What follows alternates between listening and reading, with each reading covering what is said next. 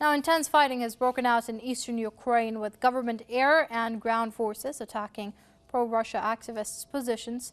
Nearly 40 people were killed in today's violence in the east of the country.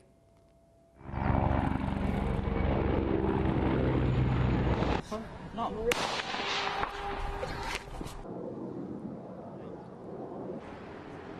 In Donetsk, clashes occurred at the Sergei Prokofiev airport. The fighting broke out after armed men who identified themselves as representatives of the Donetsk People's Republic seized the international airport. The governor of the Donetsk region appointed by the Donetsk People's Republic, Pavel Gubarev, said a rocket-propelled grenade hit a truck transporting the injured from the airport area, leaving at least 35 people dead. He added that the truck was carrying injured people and was clearly marked as an ambulance. Fighter aircraft have also targeted positions of pro-Russian activists at the airport. Meanwhile, at least one person was killed in clashes in the city's main train station, and in the city of Slavyansk, over 110 kilometers north of Donetsk, 2 people were reportedly killed in an attack on residential areas by government helicopter gunships.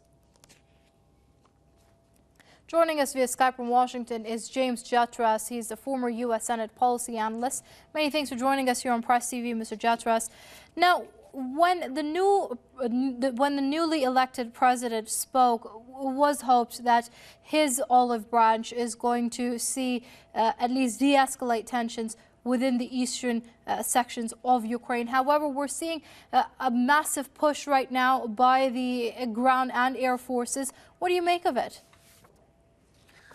This is a very disturbing sign. Mr. Poroshenko has a very stark choice ahead of him.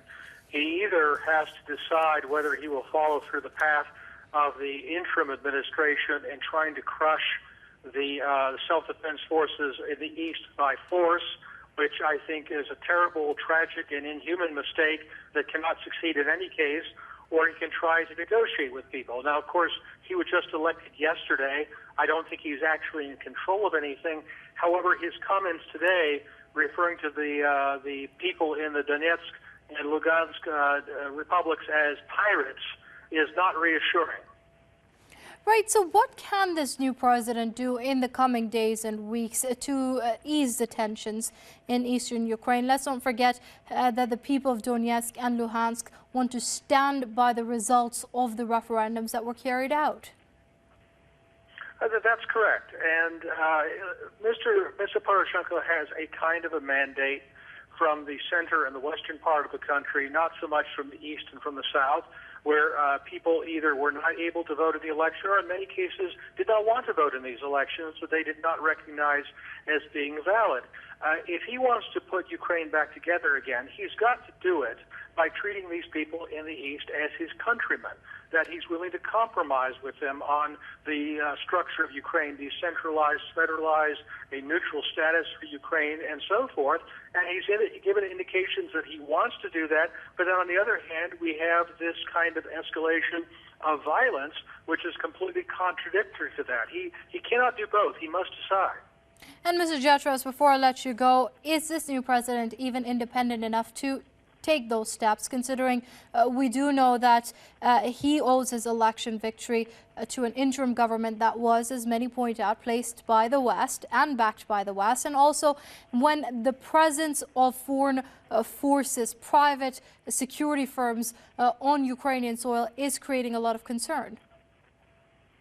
That's a very good question, and there's some real questions about how much authority he actually has. Let's remember that he's working under a restoration of the 2004 Constitution, where he has far less power than President Yanukovych did. Who knows if he even controls these forces even after he's installed as president, and to whom he had to sign off and take instructions in order to be moved into this position. I don't know if he's really his own man and what he intends to do with the mandate that he has. Okay, much left to be seen with regards to Ukraine. James Jatras, a former U.S. Senate policy analyst, there joining us from Washington. It's always a pleasure having you with us here on Press TV, Mr. Jatras.